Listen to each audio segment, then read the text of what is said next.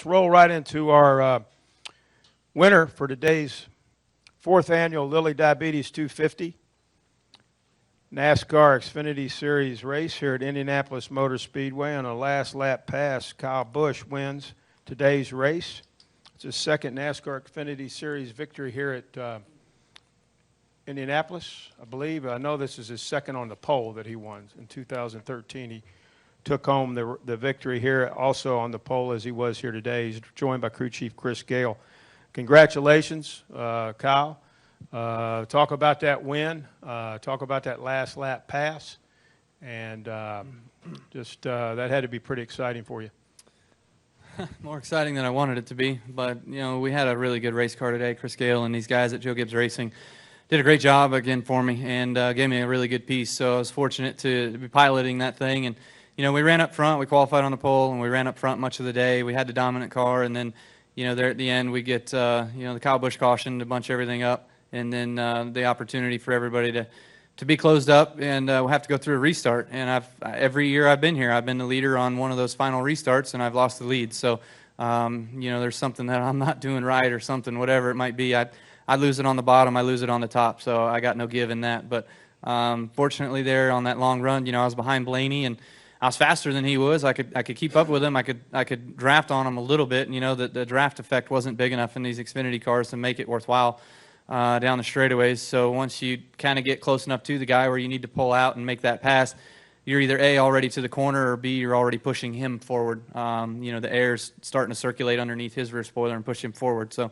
real tough to time, and there really was no timing on that. So I just kind of faded back a little bit from him to cool my stuff off as best I could. I was really getting tight there, and I lost the nose really bad on him one time off of turn 1, and was just knowing that I had to keep my car under me and work to get back to him through traffic if I could. And fortunately, it all kind of worked against him, and didn't hurt me too bad to get back close enough to his rear bumper to put a little bit of pressure on him there, you know, through 3, 4, and then back into the 1 and 2. I saw him get a little tight off 1, but he still maintained, and then he got real tight off 2, and you know, that's where I really got my run on him. He just had to check up so bad, and I kept my car front tires attached a little better than he did. And you know, with that kind of run, there's no blocking that kind of run. You know, it didn't matter what he was going to do. We probably would have wrecked, you know, before either of us was going to give up. And that's Kyle's 72nd career NASCAR Xfinity Series victory. Of course, that is an all-time record. Let's hear from his crew chief, Chris Gale. Chris, talk about that win. Maybe just, you know, some things that you all did since yesterday to get the car better. You know, actually, we've had a good car all weekend. We really changed nothing from yesterday, but we did do a lot of work the previous 2 weeks. Indy's a big race for us, so there was a lot of work knowing that this new package was coming about, and we spent time devoted to trying to make it better, just reduce drag, pick up downforce, all the things that NASCAR kind of was trying to not do with this package. So we just tried to optimize that and unloaded a little too tight, worked on it for probably 3 or 4 runs, and then we were pretty close. We kind of just tweaked on it from there, and, you know, we actually stopped practice early, which doesn't happen often, because Kyle was just happy with the balance of the car. I'll just talk about, too, I want to ask you, we were watching it on TV, being able to kiss the bricks with your son out there, Braxton, how cool was that? Yeah, this he's either a good luck charm or he just really likes going to victory lane, because you know, he's certainly been to a lot of them in the last few weeks. So really pumped about that, and just a great effort by our team and our whole organization. But to have the family there, my wife Samantha and Braxton, was really cool. And you know, I'm not so sure he knows exactly what kissing the bricks is all about, but you know, he was certainly out there and you know, taking it all in for what it's worth today. Also joining us up front is Steve D'Souza from Joe Gibbs Racing. And Steve, congratulations on this win. Another strong showing Joe Gibbs Racing team, also Toyota. Just talk about how that helps the overall organization. Well, obviously, we're really, really proud of everyone.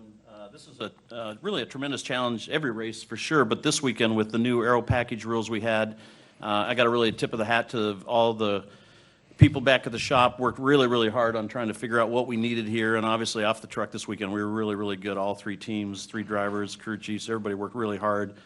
So once again, I think it's the combination of all of our guys working well, and the results are showing up, and we're really, really proud of all of them. Take questions now. If you have one, raise your hand. Bruce has one. Gentleman here, and then we'll go to Bob. Bruce Martin, race day on Fox Sports Radio and NationalSpeedsportNews.com. When you win a race on a last lap pass, is that like the equivalent of the buzzer beater in basketball or the bottom of the ninth home run? I mean, yeah, it's cool and it's great and all. It made for an exciting last lap, you know, but we just never should have been in that position to begin with. You know, that's what's frustrating for me. But you just got to race these things out and let these things play out as they do. Sometimes, whether it goes green or whether you have those cautions. So we just did our best today at being able to maximize what we had at every given point.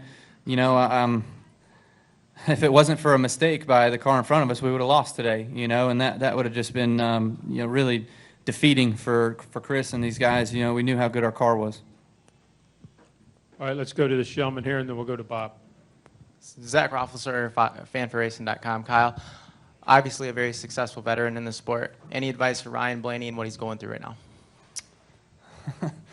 I've been there. You know, I've had plenty of losses, but maybe not one quite like. No, I did have one quite like that here at Indy. You know, so I remember the first year we were really good in my own car and felt like we were the class of the field, could have won that thing, and you know, I got spun out on a restart. And then last year, again, coming down to the last restart, it was it last year or the year before? Last year, the 3-car. You know, he just outmuscled me on a restart and passed me, same thing. You know, and then I couldn't catch up and get back behind him and pass him. You know, he didn't make a big enough mistake for me to get by him. So you know, it's tough. It's a tough business, and you know, there's nothing to hang his hat about. He's obviously going to be here for a long time. He's done a really nice job in that 22 car, and you know, to finish second, I didn't think he was a second place car today. So for him to finish that well was pretty good. Let's go to Bob, and then we'll go to the back row. Bob Hockers, ESPN. You sound a little frustrated on the radio. Is it from the lack of inability to pass or from the heat? And can you also explain why the cars with this package are so hot? Yeah, it was. I mean, I was frustrated just, you know, from the onset of that yellow. I never saw anything on the racetrack, and then you know, as we kept going, you know, this package that was supposed to promote drafting and everything, it just wasn't working right, and you know, it was kind of frustrating in that regard. And then when you got to the corner, the wake was bigger than what we all anticipated. I felt like last year it was a little easier to maintain to the car in front of you, but you know, what happened down the straightaways was probably okay, but it just wasn't enough. You know, it wasn't enough to make a difference. So you know, like Steve said, you know, we powered through what this package was, and the guys at the shop and guys here did a really good job preparing for it and doing a good job of it.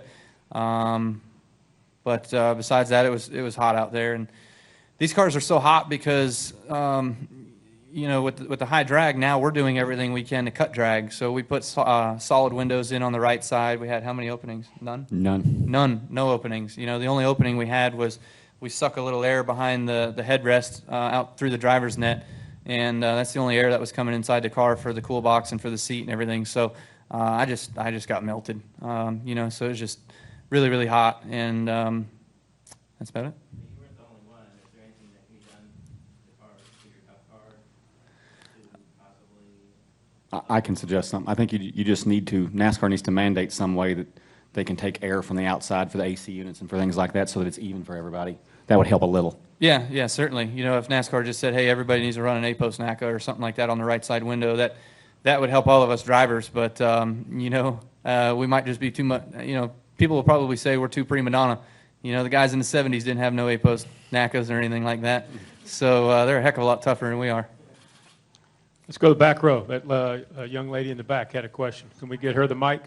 I was going to ask Kyle, he looked a little overheated after the race, and it's the first time I've seen someone accept a trophy sitting down, and your wife's standing here. Are you feeling better? A little bit. I mean, it's certainly going to take a little while to get better yet. You know, I'm still kind of warm. I'm not even cool in here yet, so, and I'm soaking wet, you know, so I just got to get dry and get some fluids in me tonight, and you know, take it easy and get ready for tomorrow. Let's go to front row right here, and then we'll go to Stan and the gentleman in the back. Go ahead. Mike Neff from FrontStretch.com. This is for Chris. Listening on FanVision, it sounded like there was some radio communication problem on the first pit stop when you wanted Kyle to come in. Yep. At that point, did you have to reevaluate and change your strategy for the race, or did it kind of fall into your lap because of the length of the run that you had after that? Well, I think a couple things happened. We definitely wanted to pit there, and for whatever reason, Kyle and or Tony Hirschman, the spotter, did not hear me. So then once I reevaluated after that, what really happened was the caution came out. When that caution came out on like 22, 23, it just depended on how long they kept pit road closed. Once they kept pit road closed till I think lap 26, that's what changed the strategy. At that point, we could make it from there on one more stop. So it's an easy strategy once you get to that point. So then we come down, we've got to take 4 tires because we didn't take left sides when the other guys pitted earlier. So it did shuffle us back to, I think, 15th or so right there, which we had a tire advantage on the guys in front of us, and Kyle just did a great job with restarts through there and getting back up. And then a few guys had to pit because they weren't getting good as fuel mileage as we were. And so it cycled right through to where we could go green and stop one more time and go to the end. Just maximizing what we had there at that point. Stan Creekmore with RPMTonight.com. Kyle, you've got to drive 150 more miles tomorrow. What are you going to have to do to ensure that late in the race you're not feeling like passing out, or that any of the drivers are going to have to do to not feel like they're going to just pass out? I don't know. I know tomorrow we're going to run, I think we have a couple NACAs open tomorrow on our cars already. So unfortunately, you know, we're just going to have to worry about, you know, driver cooling and take a penalty probably on speed if some of those other cars aren't going to take that penalty and have openings in their windows, you know. So we'll see what happens. But, you know, there's going to be some things that we want to do for traffic also that we can help and try to not make the cars so sensitive in traffic, so we'll be utilizing those tools also. Let's go back to Zach back there in the back.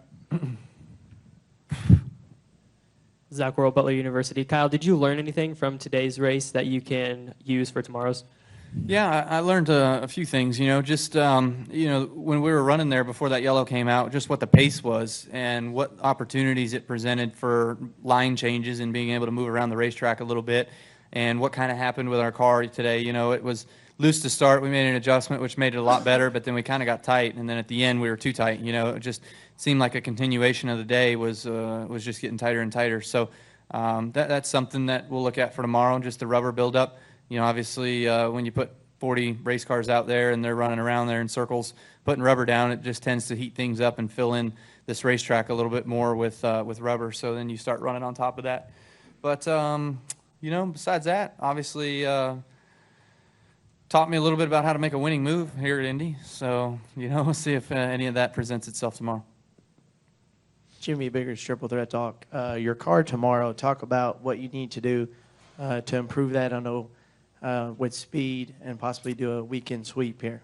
Yeah, we weren't bad in race trim. I felt like we were really good, but that was when we were kind of by ourselves. You know, once we kind of got in traffic a little bit and there were cars in front of us, I definitely got looser.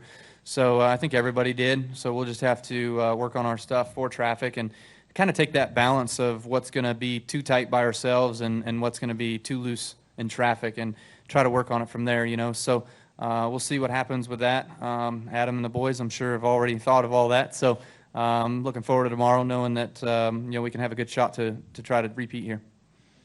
Kyle and Chris and Steve, congratulations on this win. Continued best of luck, and Kyle, certainly good luck tomorrow. Thank you. Thank you all.